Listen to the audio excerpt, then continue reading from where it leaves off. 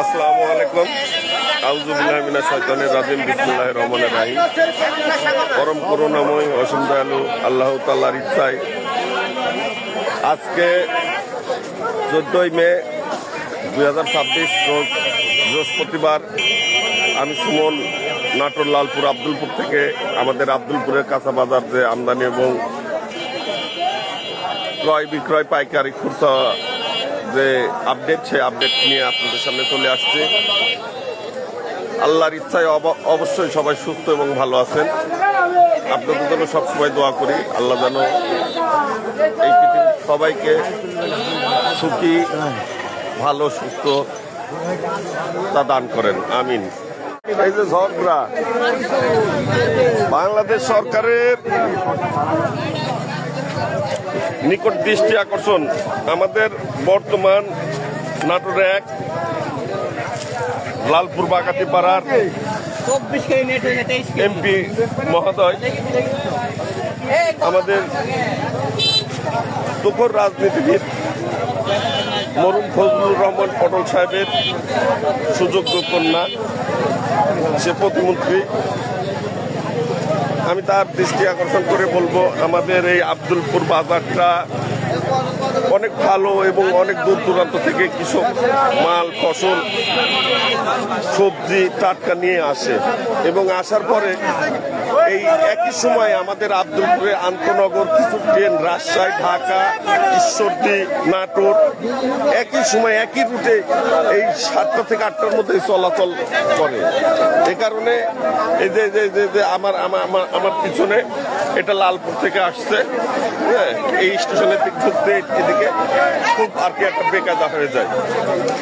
আমি আমার এমপি মহোদয়ের কাছে বিনত আবেদন থাকবে যে এই জায়গাটা যদি একটু ভালো করা যায়, তো একটা ডিজিটাল একটা গ্রাম, একটা স্মার্ট গ্রাম যদি করা যেত, যদি আমাদের আব্দুলপুরের প্রতি একটু দৃষ্টি দিতেন, তাহলে আমরা আব্দুলপুরবাসী দলমত নির্বিশেষে আপনার কাছে কৃতজ্ঞ থাকতাম। আপু, আমি জানি না আমার এই ফেসবুকে এই লাইভের মাধ্যমে আপনার কাছে আমার এই কথাটা পৌঁছাবে কিনা। আমি সাধারণ একজন জনগণ, বাংলাদেশের নাগরিক হিসাবে আমি বলতে চাই, দল যার দেশ সবার। আমি আমার দেশের উন্নয়ন হোক, আমার ট্যাক্সের টাকা, গরিবের ট্যাক্সের টাকা, কৃষকের ট্যাক্সের টাকা কোনো বেনিয়ম, অখাতে কোনো দুর্নীতিবাজ আত্মসাৎ গ্রহণ করুক, সেটা আমার বাপ মা যেই হোক না কেন, আমি এটার পক্ষ নেব না। এবং দেশের উন্নয়ন হয় জানো, তাই 5 বিবি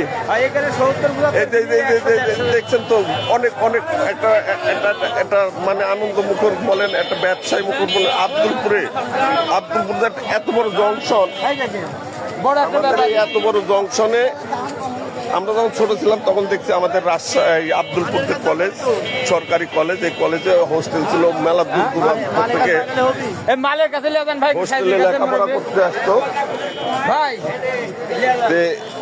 তখন অনেক লোক উত্তরা, আমদুরা, এই ট্রেনগুলো ছিল, এই ট্রেনের রাজশাহী অনেক দূর দূরান্ত থেকে লোক আসতো, বাইরের লোকের একটা সমাগম ছিল।